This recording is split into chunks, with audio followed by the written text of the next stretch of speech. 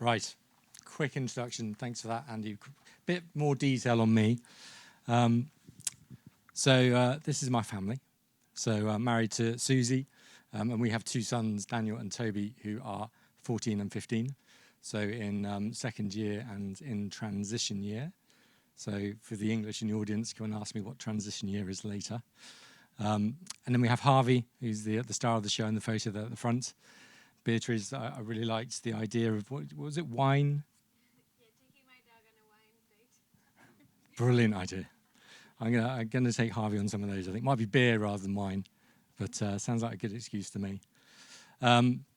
So Susie's from Manchester, I'm from Bristol. We moved over to Ireland 11 years ago, and just really like life here. It's really good for bringing up kids. We live just a few miles down the coast in a place called Dunleary, which is on Dublin Bay, so it's a really good, nice place to bring up a family, which is brilliant. In terms of what do I do, so the two boys like playing football, so they play for a local team called Dog United. I coach the under-16s, which is an interesting experience at times, but really rewarding too. And Toby's playing for the under-14s. And then when I'm not doing that, I'm trying to improve my tennis or trying to improve my golf.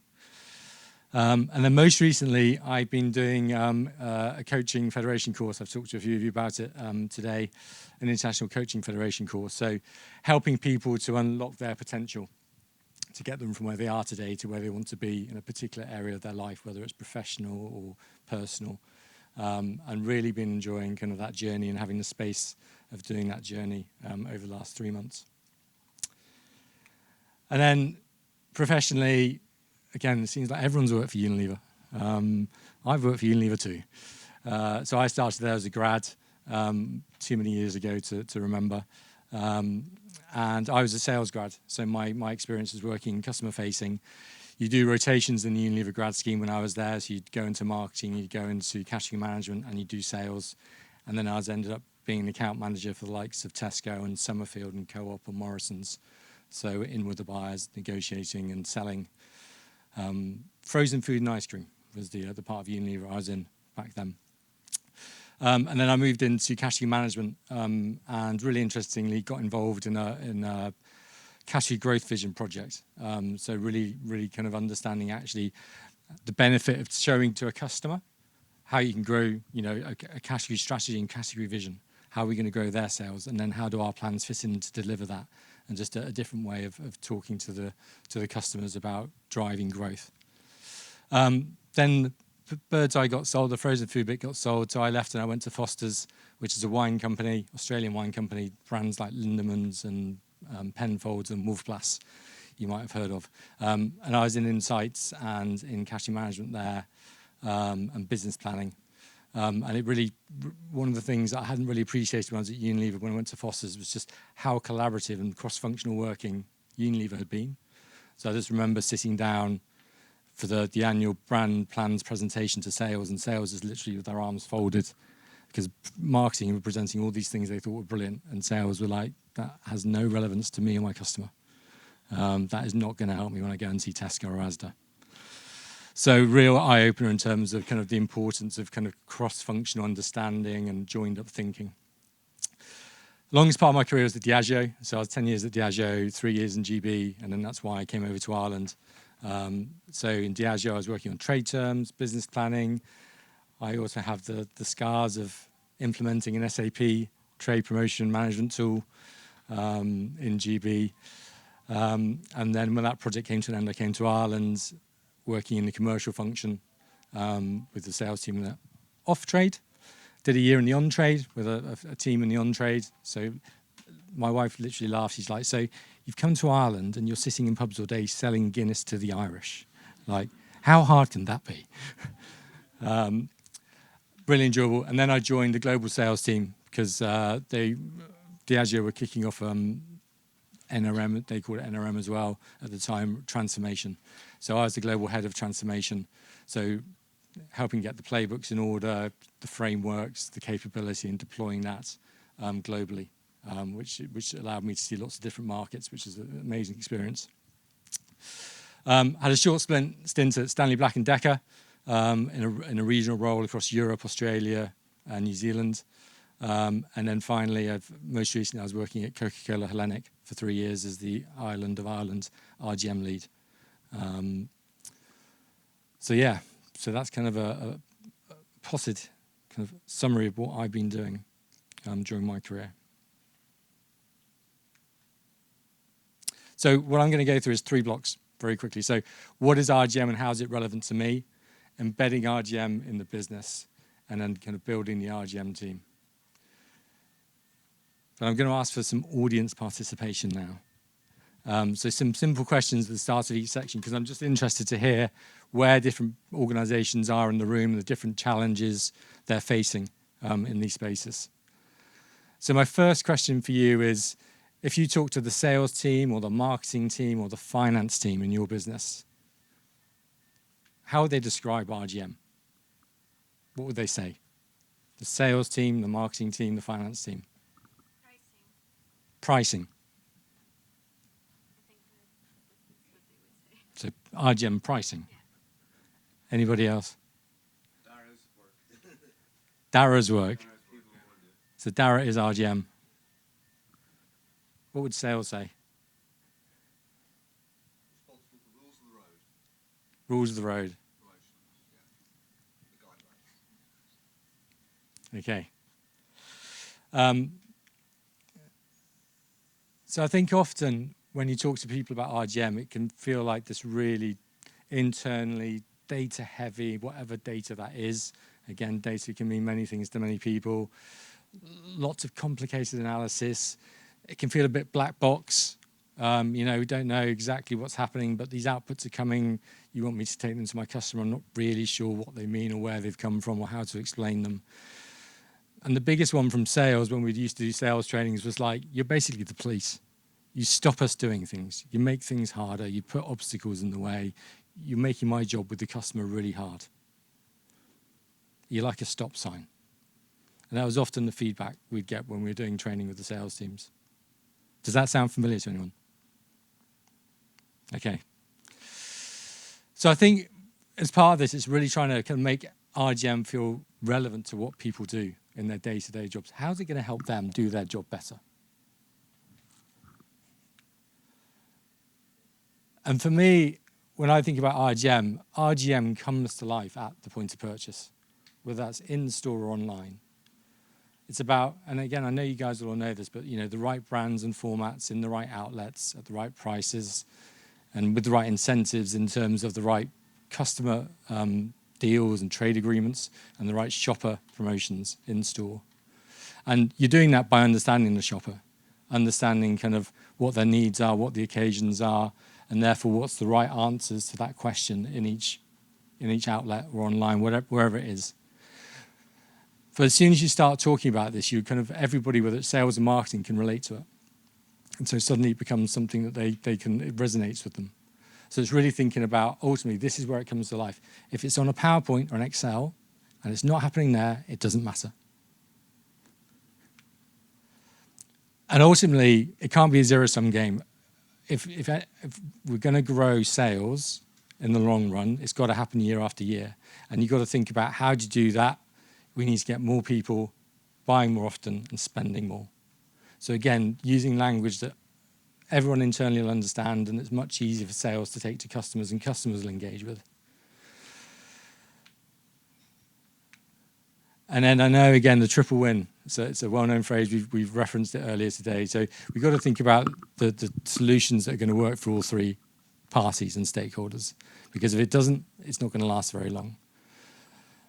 So consumers and shoppers understanding their needs and what they want.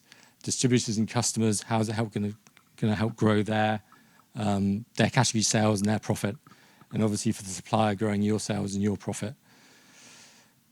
And the other part that's really important about this, though, is which function is closest to the consumer and shopper internally?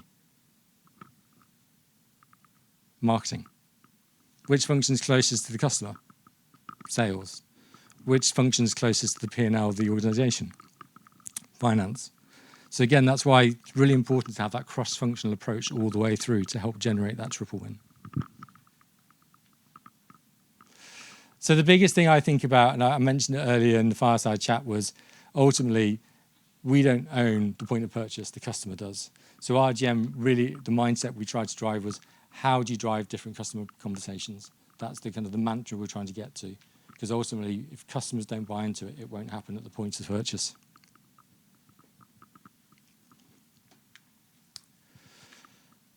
So question number 2 for you all. When you're actually doing RGM, what are some of the challenges you've faced or are facing when you're doing RGM?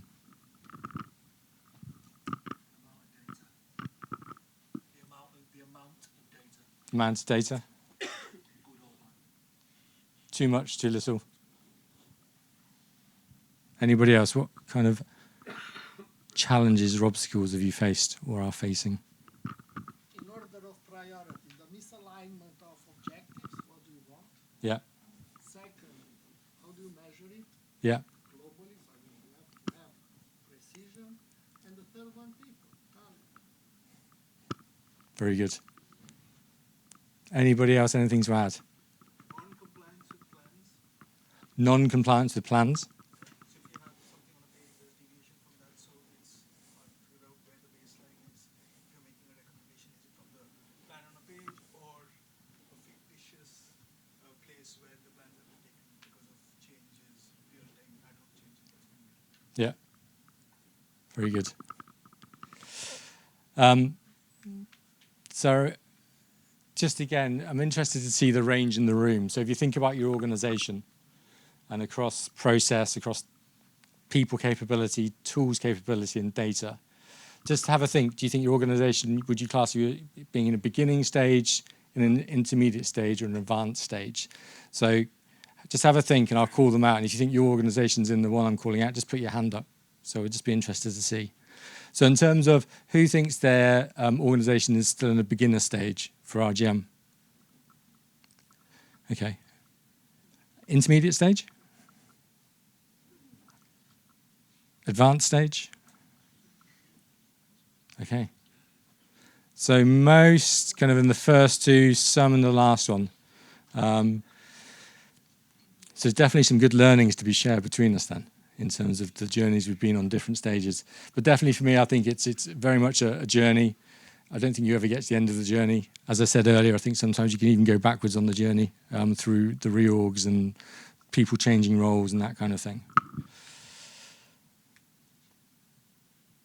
And I remember when I joined the Diageo global sales team, I got handed 3 playbooks, about 100 pages each, written by one of the big 4 consultancies, and that was our playbook. And I read through them, and technically all very good and very right.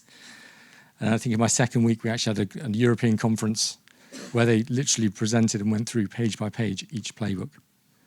And I remember at the end of the 3rd day of this, finished in 3 days, going back and going, I have no idea what to do with this really. Like technically, I'm sure it's all right, but when I go back to my desk, what would I do if I was in a country in RGM? So technically really good, but really hard to implement. The other experiences we had was a couple of people came in, a couple of big consultancies came in with tools. Some very flashy tools, some very flashy dashboards, sold in, huge amount of money committed. And we had to then justify and get the rewards for the money, make it work, make the investment pay off. But it was literally it was like we'd been given a fighter jet and we had no idea how to fly a plane. So you just end up getting lost in data and dashboards and going down rabbit holes and not really clear in terms of, right, how do you turn this into insights and ideas and stories? So kind of that was some of the painful experiences of going through it, because it just wasn't relatable. It didn't relate to all the stuff that people do in their day-to-day jobs. It didn't feel like it was connected to what we did as business as much as it should be. So how can you do it differently, and what are some of the things that I've seen that have worked? Scott, very good model you showed earlier, the 70-20-10 model. So just about kind of, yes, there's a mixture of things, formal learning through others, and on the job. Probably the toughest audience we had was the sales teams. And I remember doing a session with the GB sales team, and literally at the start, when we asked them about what is RGM, they're like, yeah, it's the police. It was like, you are the obstacles in our way.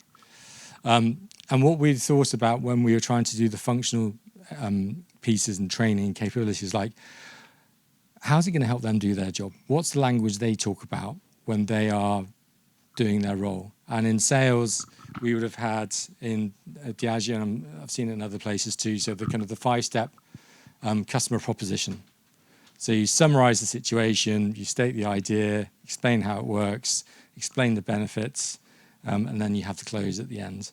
And when sales are being trained on anything, this is always the format they used. So we then work with the sales capability teams to go, right, let's figure out how we show them and how RGM, the insights and the data supports this part of the story. And then we come up with the idea, and then we tell them the benefits in terms of actually, this is what it's going to do to grow category sales for the customer and what it's going to do for the customer profit and their resale sales value. And then you go on to the close, whatever's relevant for the customer. But instantly, you're starting to talk a language that makes sense to them. It's like, I know that model. And if you're telling me you can help me with this, that's a good place to be starting from. And so it just became, by adapting your approach to tailor it to what they were used to seeing, just made such a big difference. And then the second part was just through the routines, and I know other people have talked about this, and we've talked about this earlier in the day, but it's really having that consistency of clarity of targets and strategies and choices, and what are the metrics that we're going to measure consistently, and keeping it simple. But it shows up every day. And as I say, where you have metrics which are kind of financial metrics or NSR per volume metrics, that's one thing. If your GM, though, is then talking about actually volume, that's not going to help you. You have to be consistent, and leadership is really important in that consistency. But RGM being almost a connective tissue through the different steps, turning your strategy into point of purchase execution. And again, it's all about that getting to execution point is so important.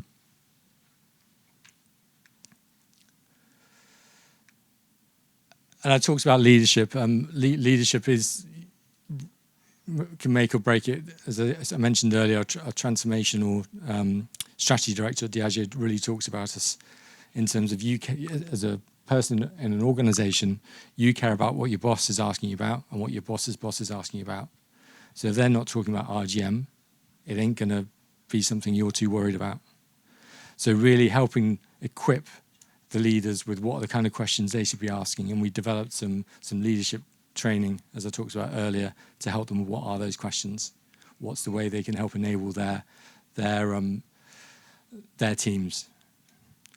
And then also, I know this is quite small, but really just trying to think about actually making it feel relatively simple. How do we keep it as simple as possible? It's easy for RGM to feel really complicated and really technical, and we do need to get granular.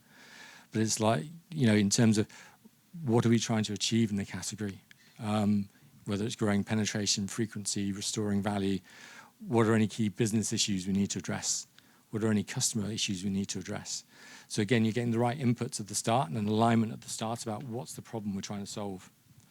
And if you get that alignment at the start, it's much easier than trying to get alignment at the end when everyone's got a different view on the solution you're bringing.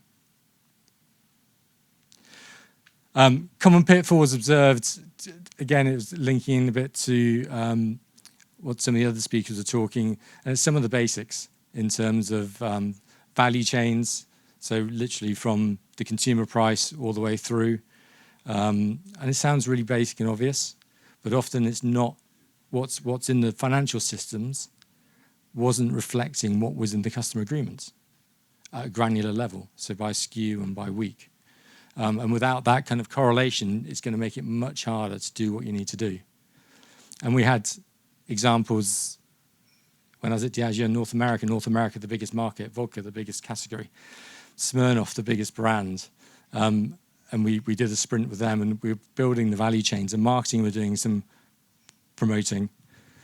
Unbeknownst to them, so were sales. We put the value chain together. They were losing money, but nobody knew it at certain periods in the year, which is like, this is Diageo in America, North America. It's like, surely that couldn't be happening, but it was. So again, it's just that having that clear and granular enough level of basic data about what's actually happening. So what's agreed with customers actually is being reflected in your financial systems. I think Nick mentioned it earlier, promo planning. So how do you do this year's promo plan? You take last year's and copy and paste. Update the dates because it's 2 days out, and maybe Easter's moved. And that's kind of the approach. Does that sound familiar to anybody? Lots of smiles going on. So again, it's really coming back to, what's our objectives, and then think about, depending on what we're trying to do, again, all the levers working together, what's the best way of achieving that through our promotional investment? And ideally, you'd be doing M&E that would be feeding in, helping you improve your promotions year on year. But again, part of the problem is M&E. Everyone knows it's important. It's always on the to-do list. But when the fires come, or the gap comes, M&E is often the one that gets dropped.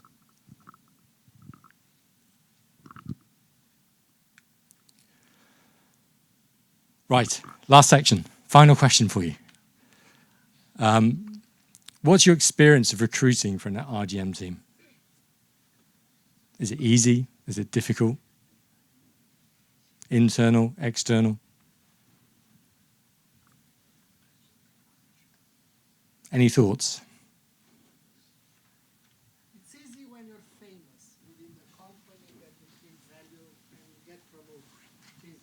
Yeah. It's difficult because you get promoted and you constantly need to rebuild the talent. Yeah. I like it. I take it in the chin, and that's my job. It's a good problem. It's a good job. A good problem. Okay. Anybody else? I think we did a kind of survey internally to see where the people are coming from. So I did a survey about 45 people that are currently in RGM roles. Where did they come from? Yeah. So if I put them in an order, the first one was sales, the second one was finance, and then the third one was category strategy. Okay. These were all internally moving or externally coming in, but that's how I saw Yeah. the talent coming into the RGM. And generally, do you find it easy to recruit people into the team, or does it take time? I mean, it's a yes and no, right? I mean, feel free to chime in, guys. I think it's a combination, right? Yeah. Depending on what kind of position you're looking for, because RGM is not just one type of talent as such, right? There could be practitioners, there could be strategists, there Yeah. could be people that are driving within the business, working very closely with sales. So it really depends on what kind of role you're looking for. So it can get really niche really quickly. Yeah. That's just Yeah. And possibly it's difficult because it's a combination in a profile between analytics and deep understanding the insights and the consumer. Yeah. Usually people either are more analytics or either more creative. So usually the profile combining analytics with deep understanding of the insights are Yeah. more difficult to find. Yes. Yes. Yes. Yes. Yeah, because when I think about, and you take your point in terms of it depends exactly what kind of role you're recruiting for, but exactly that, the combination of different skills, the analytics and then the more creative or storytelling. So you need people who can take data and not just take data, but actually turn it into insight. People that work cross-functionally and kind of can influence and work with people from different functions and work as part of a team. It's not just about having insights, but it's how do you turn those insights into stories? Because ultimately that's what we need to take both internally but also to customers. Balancing long-term and short-term. So again, that can often be difficult when you've got a long-term plan, but this next 3 months, you're missing a number of the current numbers. So how do you balance that? And then finally, trade-offs. I think you mentioned it earlier, Alex, in terms of the GM wants every metric green and every single thing. And it's like, okay, we need to make some choices here. And again, helping the business to do that and make trade-offs. So kind of getting this set of skills is not everyone has it. And we used to talk about at Diageo, it's almost like a mini GM role in a way, if you want to think about it like that.